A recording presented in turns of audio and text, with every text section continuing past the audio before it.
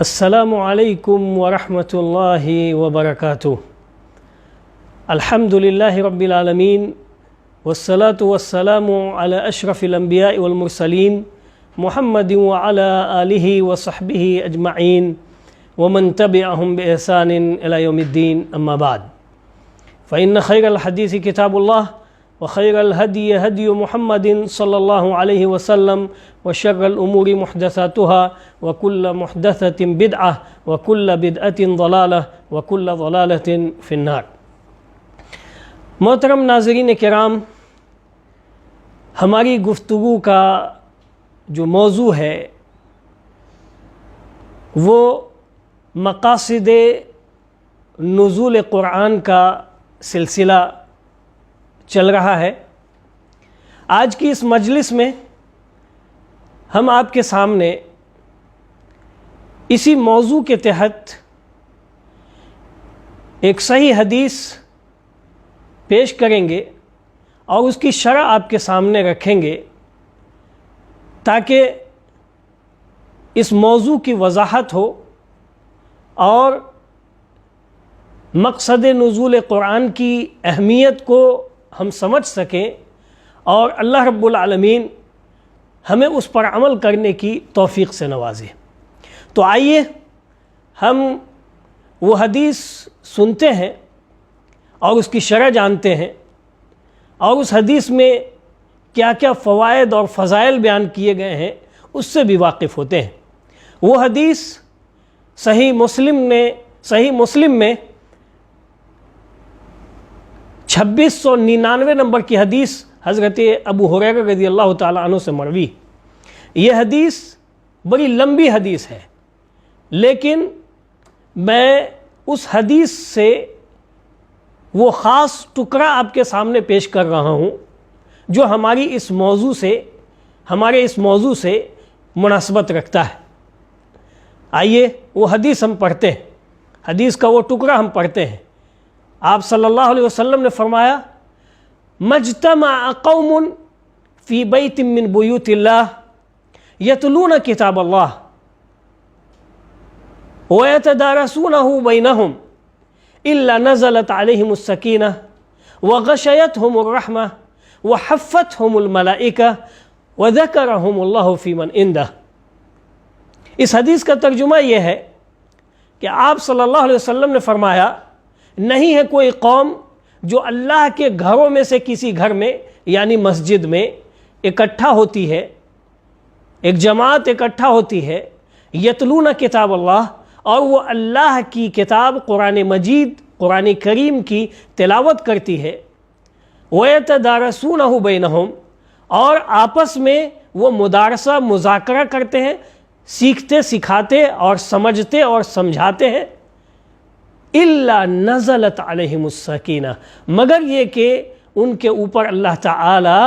سکون و اطمینان نازل کر دیتا ہے، وَغَشَيَتْهُمُ الرَّحْمَةُ، اور اللہ کی رحمتیں اسے ڈھانک لیتی ہیں، وَحَفَّتْهُمُ الْمَلَائِكَةُ، اور فرشتے ان کو اپنے گھیرے میں لے لیتے ہیں، وَذَكَرَهُمُ اللَّهُ فِي مَنْ عِنْدَهُ، اور اللہ رب العالمین ان لوگوں کا ذکر ملائے اعلیٰ میں ساتوں آسمان کے اوپر مقرب فرشتوں کے درمیان کرتے ہیں اور ان کی تعریف بیان کرتے ہیں۔ یہ حدیث کا مختصر اور سادہ سا ترجمہ ہوا۔ اب آئیے ہم اس کی ایک ایک جز کی شرح کرتے ہیں۔ یہ حدیث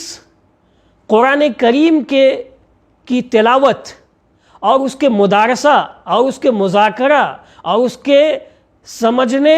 اور سمجھانے کی فضیلت کے اوپر دلالت کرتی ہے اور اس کے فضائل کو بیان کرتی ہے اور اس کے فوائد کو بیان کرتی ہے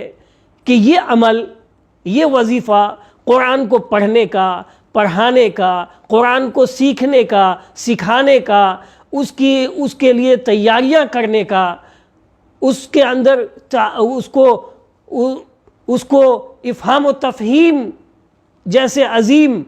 عمل کو انجام دینے کا، یہ کتنا بڑا کام ہے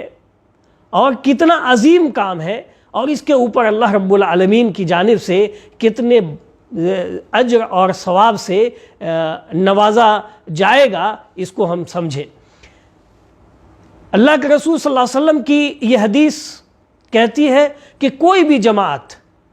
اللہ کے گھروں میں سے کسی گھر میں، یعنی مسجد میں، حدیث میں مسجد کا ذکر ہے من باب اغلب، اکثر ایسا مسجد کے اندر ہوتا ہے تو اس لیے، لیکن حدیث کے اندر یہ مسجد کی قید نہیں ہے کہ یہ عمل صرف مسجد کے اندر ہی ہوگا اور مسجد کے اندر کیا جائے گا تبھی یہ سب اجر اور ثواب ملیں گے اور یہ فضائل ہمیں حاصل ہوں گے، ایسا نہیں ہے، بلکہ مسجد میں یہ عمل افضل ہے، بہتر ہے۔ لیکن مسجد کے علاوہ جہاں کہیں بھی کچھ لوگ جمع ہوں، چاہے اپنے گھر میں ہی کیوں نہ جمع ہوں، گھر والے ہی کیوں نہ ہوں، یا اس کے علاوہ مساجد کے علاوہ دوسری جگہوں پر حلقے تحفیظ کیوں نہ ہو، حفظ کا حلقہ کیوں نہ ہو، مدارسے کا یا درس قرآن کا اہتمام ہو، کسی بھی جگہ پر سب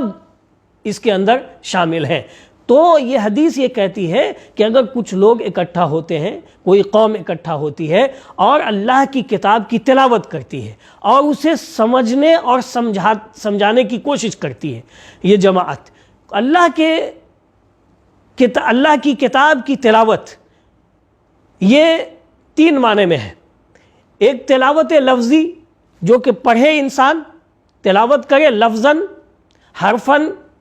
تلاوت کرے، یہ معنی اس کے اندر ہے، یہ مطلب ہے۔ اور اسی طرح سے تلاوت معنوی، کہ قرآن کا علم حاصل کرے، قرآن کے علم کو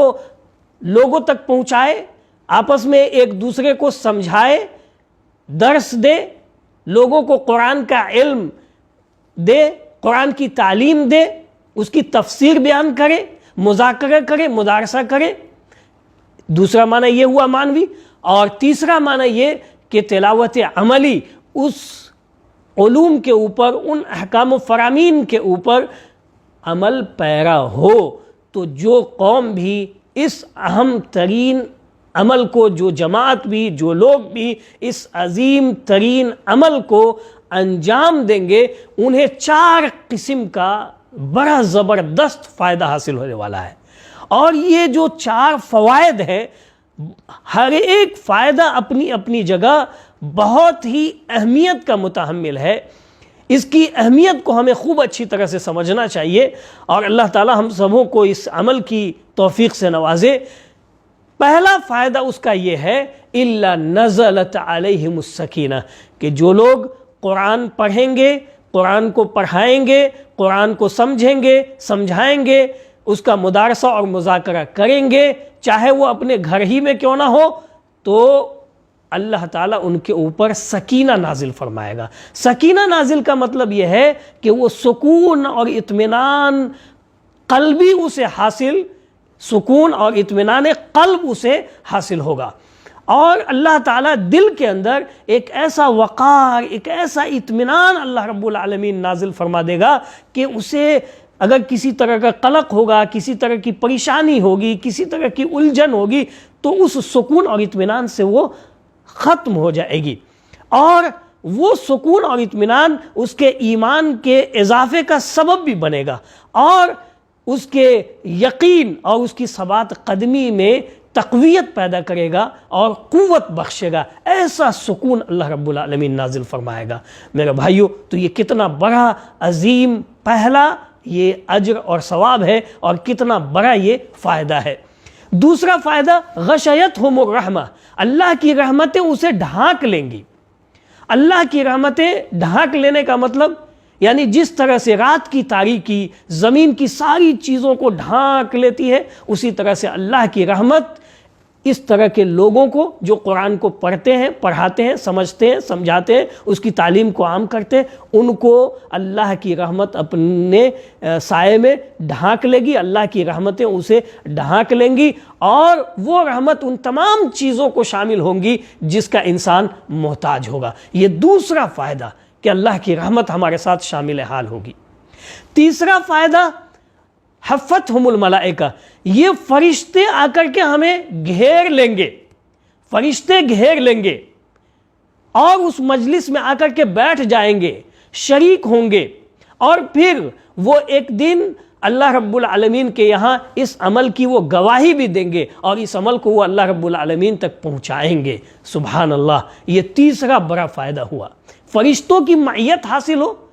ہماری مجلس کے اندر فرشتے بیٹھے ہوں، اس سے بڑی فضیلت اور کون سی فضیلت ہو سکتی ہے؟ اس سے بہترین کام اور کون سا کام ہو سکتا ہے؟ اس سے بہترین صحبت اور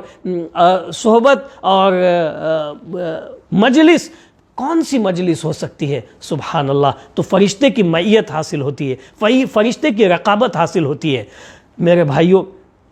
فرشتے کی رفاقت حاصل ہوتی ہے۔ چوتھا فائدہ اس کا یہ ہے کہ ذکرہم اللہ فی من عندہ، اللہ تعالیٰ ایسے لوگوں کی تعریف کرتا ہے اور ایسے لوگوں کا ذکر کرتا ہے، کہاں؟ ملائے اعلیٰ پر، ساتوں آسمان کے اوپر مقربین فرشتوں کے پاس ذکر کرتا ہے۔ ذکر کرنے کا مطلب تعریف کرتا ہے اور ایسے لوگوں کے اوپر فخر کرتا ہے کہ فرشتوں کے درمیان کہ دیکھو میرے یہ بندے کیسے میری کتاب کی تلاوت کرتے ہیں اور اسے سمجھتے ہیں اور سمجھاتے ہیں، افہام و تفہیم کے عظیم کام کو وہ انجام دیتے ہیں۔ تو یہ 4 فائدے کتنے بڑے بڑے فائدے ہیں میرے بھائیوں، محترم ناظرین کرام۔ اللہ تعالی ہم سبوں کو اس عمل کی خاص طور پر توفیق سے نوازے، اور ان ایام میں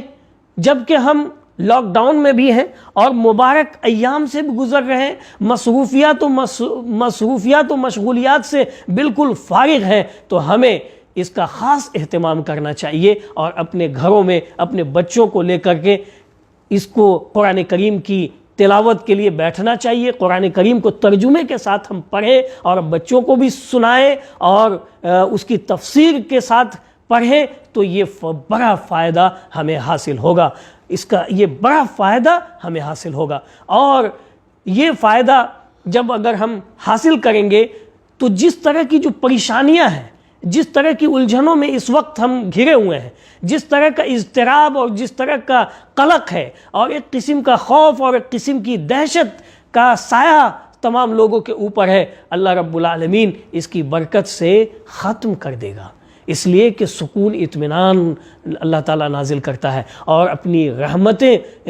نازل کرتا ہے، اور رحمت اللہ تعالیٰ ایسے لوگوں کو ڈھک لیتی ہے۔ سبحان اللہ۔ میرے بھائیوں، محترم بزرگوں، ناظرین کرام، اور یہ فریضہ دائمی طور پر برابر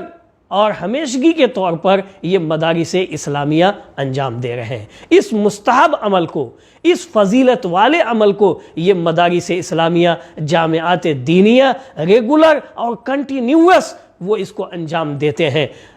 اللہ تعالیٰ ان مدارس اسلامیہ کو زندہ و جاوید رکھے، پھلتا پھولتا رکھے، اور اس کو ہر قسم کے خطرات سے محفوظ رکھے، اور اللہ تعالیٰ متبرئین اور محسنین کو توفیق سے نوازے کہ وہ مدارس اسلامیہ اور جامعات دینیہ کی ہمیشہ مخلصانہ اور بھرپور انداز میں اپنا تعاون پیش کرتے رہیں، اور انہیں بھی اس طرح کے عمل کی ان کے گھر کے اندر بھی توفیق سے نوازے۔ اللہ تعالی ہم سبوں کو اس طرح کی توفیقات سے نوازے۔ آمین۔ وآخر دعوانا ان الحمد للہ رب العالمین۔